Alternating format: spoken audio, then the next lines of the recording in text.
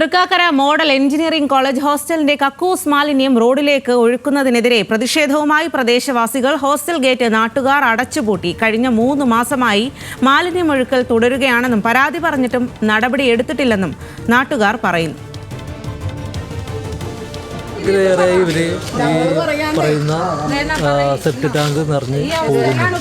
ഈ അടുത്തായിട്ട് ഒരു 3 മാസത്തിലേക്ക് ഡെയിലി പോയിക്കൊണ്ടിരിക്കുകയാണ്. രാവിലെയും വൈകുന്നേരമാണ് കൂടുതലും പുറത്തേക്ക് ചാടുന്നത്. ഇത് അധികാരികളുടെ അടുത്ത് നിരന്തരം പരാതിപ്പെട്ടിട്ടും ഇതുവരെ അവർ വന്ന് നോക്കി അല്ലാതെ നടപടി ഇതുവരെ എടുത്തിട്ടില്ല. ഈ സെപ്റ്റ് ടാങ്കാണ് ഒന്ന് പൊട്ടിയത്. ഈ പിള്ളേരൊക്കെ ഉപയോഗിക്കണത് ഇങ്ങോട്ടാണ് വരുന്നത്. ഞങ്ങൾക്ക് ഭക്ഷണം കഴിക്കാൻ പറ്റില്ല, മണം കൊണ്ട് ശ്വസിച്ചിട്ട് വാതിലടച്ചു തീർന്നു.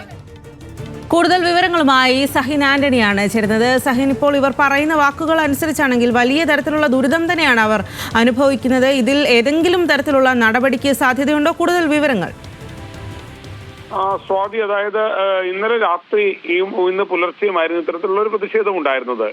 തൃക്കാക്കര മോഡൽ എഞ്ചിനീയറിംഗ് കോളേജിന്റെ ഹോസ്റ്റലിൽ അവിടുത്തെ കക്കൂസ് മാലിന്യം പൊതുറോഡിലേക്ക് ഒഴുക്കിക്കൊണ്ടിരിക്കുകയാണ്. ഇത് നാട്ടുകാർ പലതവണ ഇതിനെതിരെ പരാതി പറഞ്ഞിരുന്നു, എന്നിട്ടും നടപടികളൊന്നും ഉണ്ടായില്ല. ഇതോടുകൂടിയാണ് ഇന്നലെ രാത്രിയും ഇന്ന് പുലർച്ചെയുമായി നാട്ടുകാർ പ്രതിഷേധിച്ചത്. എന്തായാലും ഈ ഹോസ്റ്റലിന്റെ ഗേറ്റ് നാട്ടുകാർ അടച്ചുപൂട്ടി. ഒടുവിൽ അവിടെ ഹെൽത്ത് ഇൻസ്പെക്ടർമാരും പോലീസും എല്ലാം എത്തിയാണ് പ്രശ്നത്തിന് താൽക്കാലികമായ ഒരു പരിഹാരം ഉണ്ടായത്. ഇന്നലെ 2 കക്കൂസ് മാലിന്യം നീക്കം ചെയ്യുന്ന ലോറികൾ വിളിച്ചു വരുത്തുകയും ആ ലോറികളിൽ നിന്നും വഴി കക്കൂസ് മാലിന്യം അവിടെ നിന്ന് മാറ്റുകയും ചെയ്തു. ഇതോടുകൂടി താൽക്കാലികമായി നാട്ടുകാർ പിരിഞ്ഞു പോവുകയായിരുന്നു.